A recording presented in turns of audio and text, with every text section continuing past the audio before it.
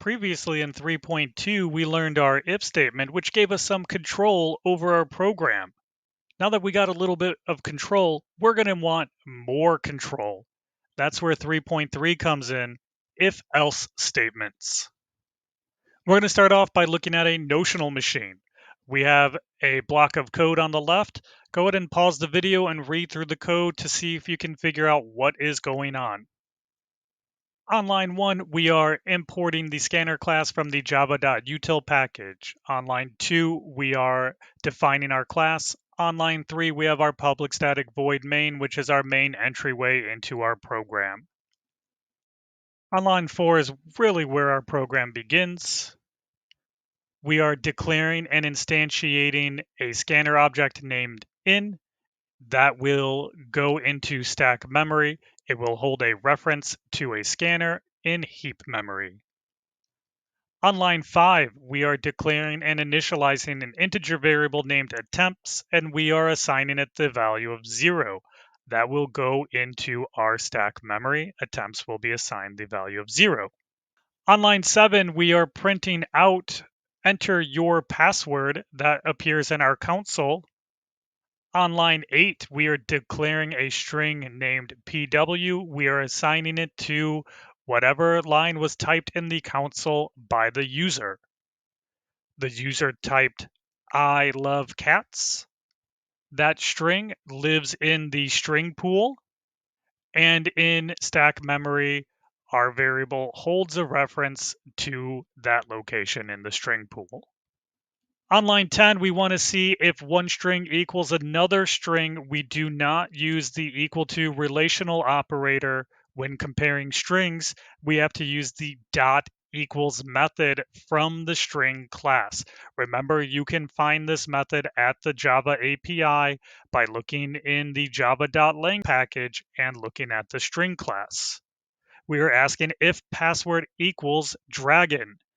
Well, password equals I heart cats. I heart cats does not equal dragon. That will evaluate out to false.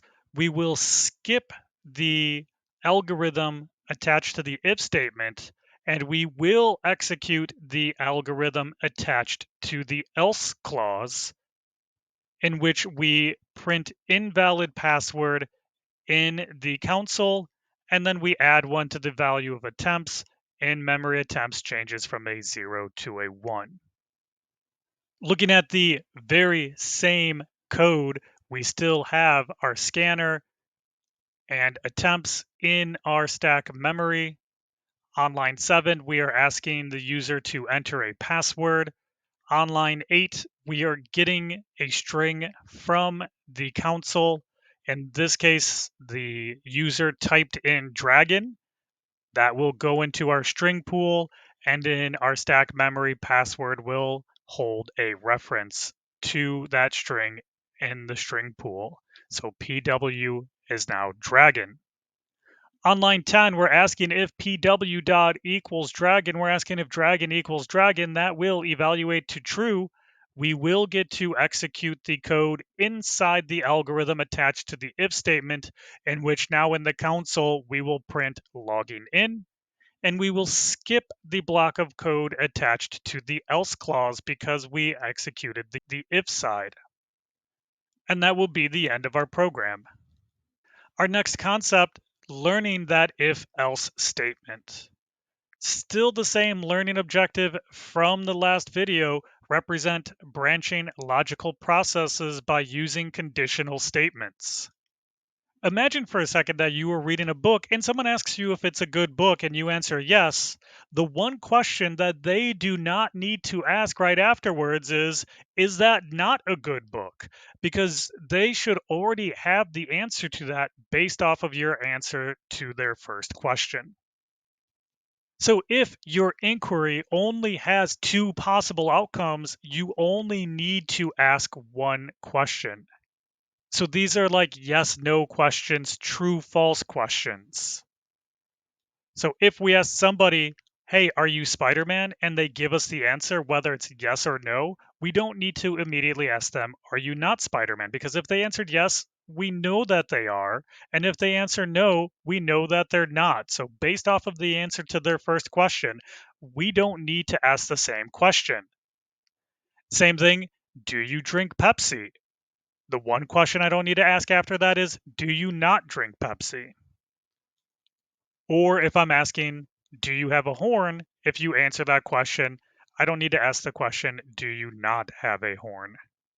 So in our first 2 units, we worked on just writing sequential statements. That's code that executes one line after another from the top of the program all the way down to the bottom of the program. In our last video, we introduced control flow or conditional statements in which we can ask an if statement and branch off and do something if the answer is true, but we didn't do anything if the answer was false. We just continued down to with the rest of the program. Now we want to build on these control flow statements and actually do something different if the answer is false. So we'll do one thing if the answer is true, and we'll do something different if the answer is false, and then we will join back up at the bottom. In order to accomplish this, we need to use a new type of statement, our if-else statement. The description, a conditional statement that if true, performs one algorithm, and if false, performs a different algorithm. We have our example in the box below, looks somewhat similar. We've seen most of this already. We've seen our keyword if, we've seen that followed by a Boolean expression, and we've seen an algorithm attached to that that executes only if that Boolean expression evaluates to true. The new part immediately follows the end of that algorithm. We have another keyword, the else keyword, and that else keyword is also followed by an algorithm. And this algorithm only executes if that original Boolean expression evaluated to false. In this scenario, one of these two algorithms will always execute, and it will be the only one to execute. If the first one executes, the second one doesn't. If the first one didn't, the second one will. On the left-hand side, we see that written out in code. We are asking if num mod 2 is equal to 0. So if we have any number and we mod it by 2 and the remainder is 0, we know that number is even. Now, if the remainder did not come out to 0, we don't need to ask another question about that number. If the remainder wasn't 0, the only other option was that the number was odd. On the right-hand side, we see the code where we ask if num mod 2 is equal to 0, and we say that it's even, and then immediately after that we ask if num mod 2 is not equal to 0, and then we say that the number is odd. In this scenario, we would get the same results, either even or odd would print to the screen.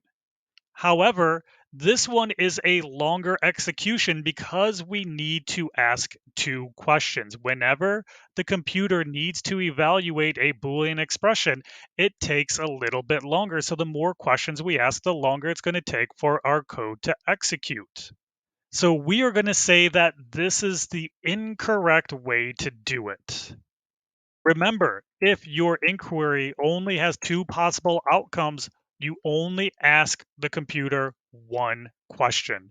And based on how that computer answers the question, you know which one of the two outcomes it is. Don't be the person that asks the computer, do you drink Pepsi? And then immediately ask it, do you not drink Pepsi? Because really, who wouldn't drink Pepsi? Remember, when using an if-else statement, one and only one outcome will execute, either the code on the if side or the code on the else side. This aligns with a pretty hefty essential knowledge. A two-way selection is written when there are two sets of statements, one to be executed when the Boolean condition is true, and another set for when the Boolean condition is false. In this case, the body of the if is executed when the Boolean condition is true, and the body of the else is executed when the Boolean condition is false. Here we see an example that might come from a gradebook program. On the left, we have that generic flowchart just so we can visualize how this code executes. Looking at the code on line 1, we are declaring a variable of type double. giving it the name grade and assigning it the value 69.99. That's our step one, that blue box on the top. Line 3, we have our if statement, if grade greater than or equal to 70. That's our if statement in the diamond in the middle of the flowchart. Immediately attached to that if statement, we have a block of code. That's that true line going off to the left down to step 2A. We're going to print out, you likely don't need a retake. Immediately following that, we have our else with a block of code that represents the false line coming out of the right side of the if statement going down to step 2B, in which we system.out.println line, you should retake the assessment. And then after line 7, we meet up back at the middle again and we would continue our sequential execution. In this scenario, 69.99 is not greater than or equal to 70, so we skip that first algorithm. We execute the algorithm attached to the else, and we print you should retake the assessment in the console. Looking at the same code with a different initial starting value, grade is initialized to 82.5. When we get to our if statement on line 3, we're asking if 82.5 is greater than or equal to 70. That is true. We execute the code attached to the if side of this clause, and we print out you likely don't need a retake. So for any starting number for grade, one of these two outcomes will be printed to the console. That's going to bring us to the end of this lesson. Make sure you rate how you feel about this learning objective. Read over your recap statements. Hit me up with any questions or concerns that you have regarding this concept. Join us in our next video and keep programming.